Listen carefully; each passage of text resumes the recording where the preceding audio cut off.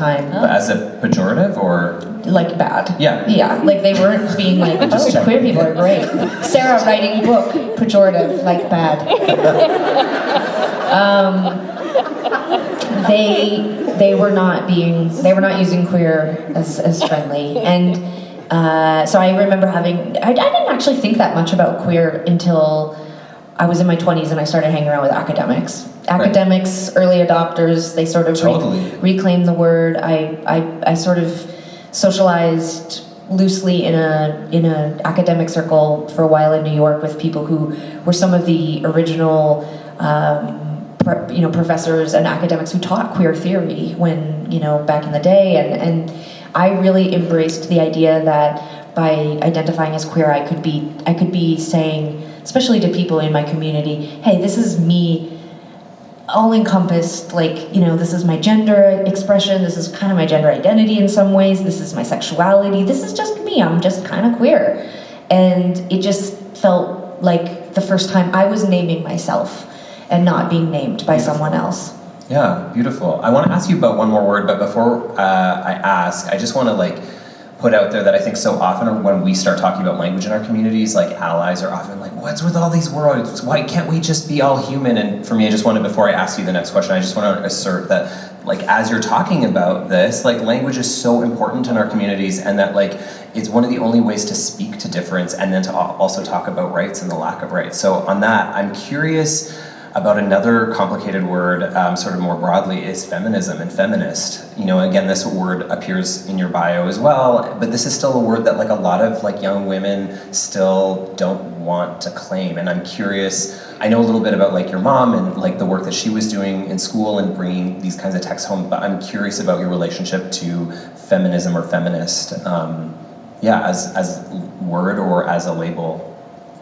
I think that when you were growing up, our upbringing, we were very proud and very feminist, but I think that all of these words and all of these ideas need to expand, and we need to be comfortable with the idea that we might have to, that we might use different words to describe the same thing, or we might use a word that just feels better, especially when you're looking at a word that historically might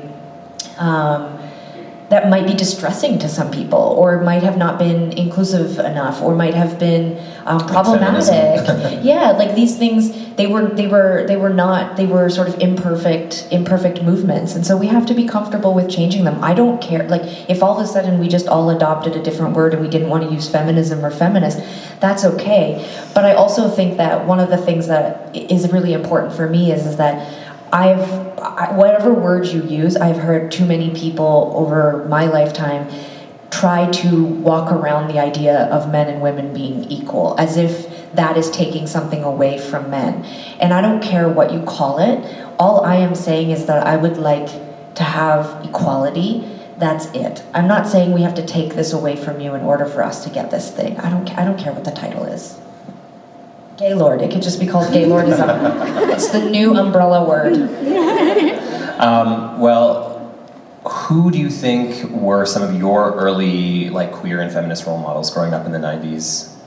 Well, it's interesting because I think, when I think back to my teenage years, Courtney Love was probably Courtney Love and Claire Danes kind of came crashing into my life around the same time, and I think they were probably the first women around my age, and both those women were older, but probably around my age that weren't women my mom had introduced us to. We grew up, we loved Sinead O'Connor, we loved Melissa Etheridge, when we went and saw Katie Lang as our first concert, there was lots of strong women that we would learn later were queer. We didn't know they were then, but But I would say Courtney Love and Claire Danes, which obviously neither are queer, but I have no idea if either of them identify as feminists, but they were these, in my opinion, powerful, strong, outspoken, alternative people, and I really modeled myself after them. And Sarah jokes constantly, but Angelina Jolie and Hackers. I mean, it just had a profound, it's a gay joke, but it's not a joke. She just seemed badass, right? She seems badass. Who has seen Hackers? Hello? Badass, right? She made, this is how badass Angelina Jolie is in Hackers. She made rollerblading seem cool. Do you know how hard that is, you guys? Did you rollerblade? I got rollerblades. You didn't get them, we owned them. But yeah, I owned them, but I was like, dig out the rollerblades, because guess what's cool again?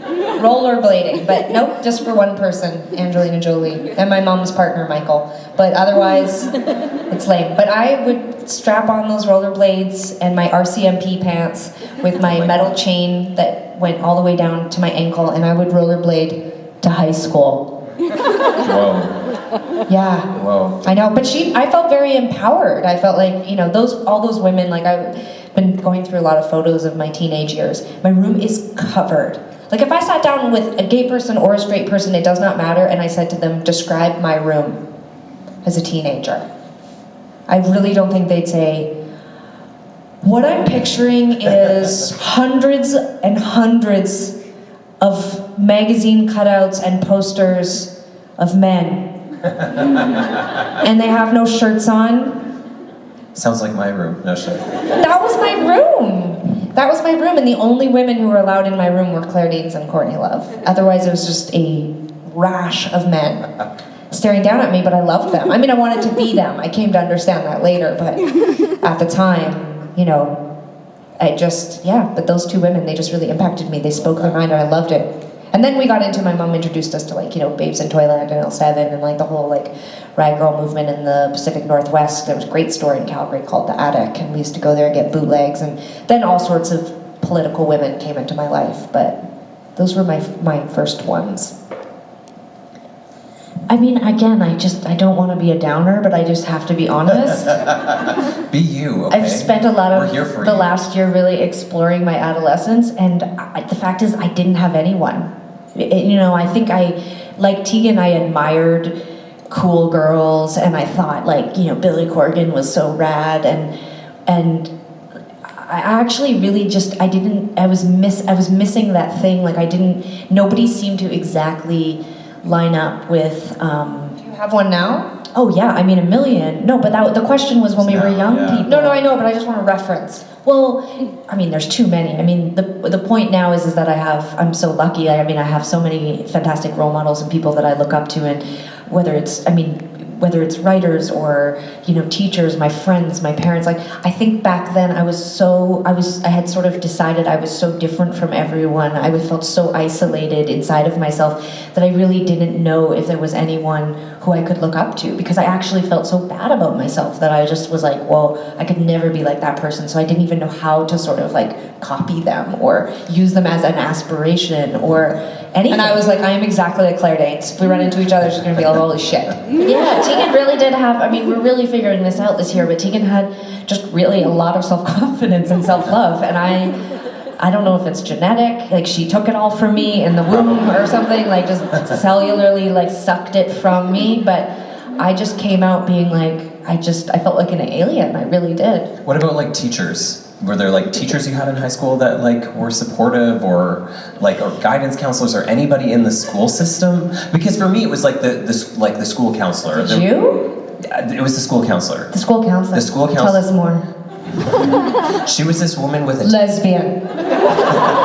The end. She had a Texas accent. I don't know why. What? Yeah, but she was the only person who I could be like, everyone's calling me gay, I don't know what to do about it. And she was like, the next time someone asks you that, you just say, boy, are you interested? And I was like, oh, I am never going to say that. But what she did was she like normalized it for me, right? That's cool. That's very cool. Yeah, so I'm just curious if there was anybody in the school system. No, wow. No. Oh wait, well, I mean, it's not a full no. It's sort of there were teachers who, like, they knew. Well, I don't know if they knew, but we talk about this a lot, that there was a few adults outside of our parents who, over the course of our adolescence, recognized that we had potential. And I think, you know, up until probably we turned 13, we were those kids that were, like, above average, you know? Like, we did